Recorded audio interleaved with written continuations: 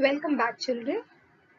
In this part of the chapter, Nutrition in Living Organism, we will study about the nutrition in animals. That is, in us and in animals, how the nutrition takes place. We all require food, but there is a difference that we are heterotrophs. We cannot make our own food. Now, we say that we prepare our food. That is, we cook our food. Plants prepare their food, that is, they prepare their food with the help of chlorophyll and carbon dioxide and sunlight. But we can't prepare our food on own. We require plants. We take the plant's food and that food we prepare in variety of amounts and in variety of taste. So there is a difference between the plants, they prepare their food and what we prepare our food. We prepare our food to eat, to consume. Plants prepare their food with the help of chlorophyll and sunlight, which we animals cannot do. So we consume food to get nutrition, to get proper amount of nutrition from all the foods that we consume. So the steps in nutrition include ingestion, digestion, absorption, assimilation, and egestion. Ingestion means when you take in the food in your body. That is, food is taken in, we eat the food. That is called as ingestion. Digestion is the conversion of food into simple compounds. Our food that we consume, it is broken down in our body and then it is absorbed by our body. That is called as the digestion and absorption. And absorption is the absorption of food. Assimilation is the utilization of the absorbed food. That is, the food that is broken down, that is digested and absorbed, that should be utilized to provide us energy. That is called as assimilation. And egestion is the removal of waste.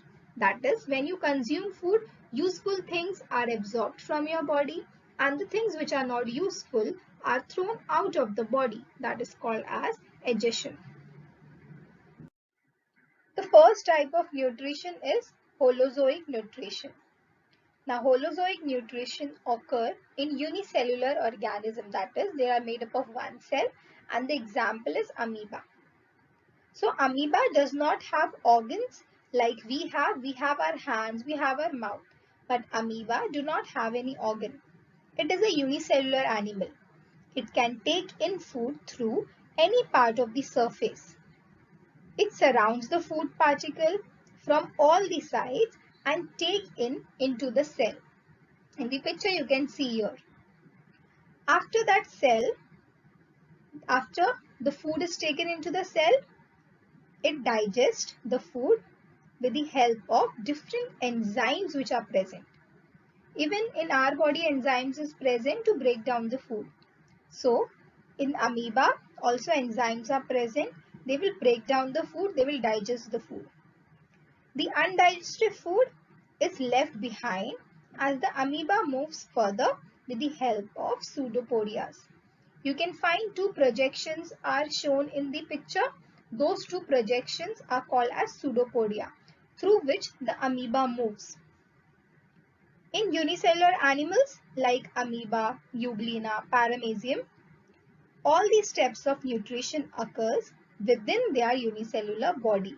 They do not have extra part. They have to complete their nutrition in the body that they have. So all the nutrition happens in their body only. This is called as the holozoic nutrition. Now children, there are different types of animals and all the different types of animals have their different food habits. For example, the animals that depends on plants only. For example, deer, they are called as herbivore. So we have herbivores, that is they only depend on the plants. Then we have carnivore. Carnivores are the animal which eat the herbivore. That is, they eat the meat. For example, lions and tigers. Then we have omnivores. Omnivores are the animal that obtain their food from both plants and animals. They are called as omnivores. We also have scavengers, animals that obtain their food from dead bodies. They are called as scavengers. And we also have decomposers, that is the microorganisms. Microorganisms, they obtain their food from the decomposing body, from the dead animals. So they are called as the decomposers. So accordingly, we have divided all the different types of animals into different groups. We have divided them into herbivores, carnivores, omnivores, scavengers, decomposers. All of them have their important role in the earth and they all depend on each other. Next is the saprozoic nutrition. Now in some insects and in some unicellular animals also, they obtain their nutrients by absorbing the liquid organic matter from the dead bodies of other animals. So these are called as the saprozoic nutrition. For example, the ants, houseflies, spiders, etc. They absorb the nutrition from the organic matter of dead bodies. Next is parasitic nutrition. Parasites are the animals which survive on the body of the host. They can survive on the body of the host or inside the body of the host. So according to that, they are ectoparasites or endoparasites. Ectoparasites, they survive on the animal's body.